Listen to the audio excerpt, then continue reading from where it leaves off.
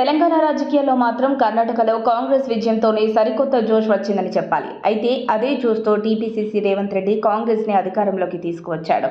కర్ణాటక కాంగ్రెస్ నేతలకు తెలంగాణ కాంగ్రెస్ నేతలకు మంచి సంబంధాలున్నాయి.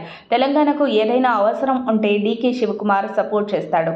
CM Revanth, deputy CM DK Shivakumar మధ్య మంచి స్నేహబంధం కూడా ఉంది. ఇంతవరకు బాగానే ఉంది. కానీ కర్ణాటక రాజకీయాలు ప్రస్తుతం దేశంలో హాట్ టాపిక్గా మారాయి. సీఎం సిద్ధరామయ్య తన భార్యకి భూ కేటాయింపు పరిహారం విషయంలో లాభాలు చేసేలా నిర్ణయాలు తీసుకున్నారని పలువురు ఆరోపిస్తున్నారు. ఈ ఘటన ప్రస్తుతం కన్నడ రాజకీయాలను కుదిపేస్తోంది. కాంగ్రెస్ ప్రభుత్వాన్ని చిక్కుల్లోకి నెట్టేస్తోంది. దీనిపై న్యాయ పోరాటానికి కూడా వెళ్తామని ముఖ్యమంత్రి సిద్ధరామయ్య స్పష్టం చేశారు. 2021లో మైసూర్ అర్బన్ డెవలప్మెంట్ అథారిటీ అభివృద్ధి కోసం మైసూరులోని కేసరే గ్రామంలో సీఎం సిద్ధరామయ్య తన భార్య పార్వతి నుంచి 3 ఎకరాల భూమిని కొనుగోలు చేశారు. దీనికి ప్రతిఫలంగా ఆమెకు దక్షిణ మైసూరులోని విజయనగర్లో భూమిని కేటాయించారు. అయితే ఈ భూమి విజయనగరంలో భూమి ధర కంటే రెట్టింపు ఉందని కూడా పలువురు ఆరోపిస్తున్నారు. దీనిపై తాజాగా ఆర్టీఐ కార్యకర్త ఒక పిటిషన్ సైతం వేశారు. అదేవిధంగా 2023 అసెంబ్లీ ఎన్నికల అఫిడవిట్లో సీఎం సిద్ధరామయ్య ఈ వివరాలను పొందుపరచలేదని కూడా ఆర్టీఐ కార్యకర్త అబ్రహం ప్రధానంగా ఆరోపణలు చేశారు.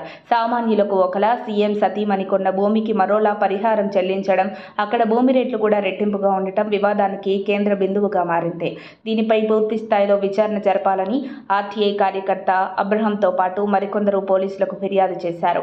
ఈ ఇష్యూలో ఏకంగా సీఎంపై కేసు నమోదవడంతో పోలీసులు గవర్నర్ను కలిశారు. రాజ్యాంగం ప్రకారం గవర్నర్ థావర్ చంద్ గెహ్లాట్ సూచనల మేరకు పోలీసులు విచారణ చేపట్టారు. ఈ ఘటనపై కర్ణాటక కాంగ్రెస్ ప్రభుత్వం మండిపడుతోంది. బీజేపీ కాంగ్రెస్ సర్కార్ను కూలగొట్టే ప్రయత్నాలు చేస్తుందని ఆరోపిస్తోంది. మరోవైపు సిద్ధరామయ్యపై ముడా ల్యాండ్ స్కామ్, అవినీతి నిరోధక చట్టం కింద సీఎంపై విచారణకు అనుమతి ఇవ్వాలని కూడా ఫిర్యాదుదారుడు గవర్నర్ను డిమాండ్ చేయడం ప్రస్తుతం వార్తల్లో నిలిచింది.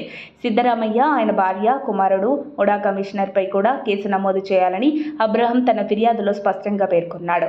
ఇటీవల గవర్నర్ ముఖ్యమంత్రి సిద్ధరామయ్యకు షోకాజ్ నోటీస్ పంపించారు. దీంతో సీఎం సిద్ధరామయ్య గవర్నర్ తీరును ఖండించారు. దీనిపై విచారణకు అనుమతి ఇవ్వటాన్ని న్యాయపరంగా తేల్చుకుంటామన్నారు.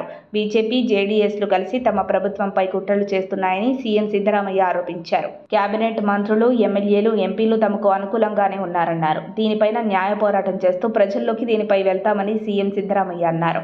దీనిపై ఉప ముఖ్యమంత్రి డీకే శివకుమార్ సైతం సిద్ధరామయ్యకు అండగా నిలుస్తున్నారు.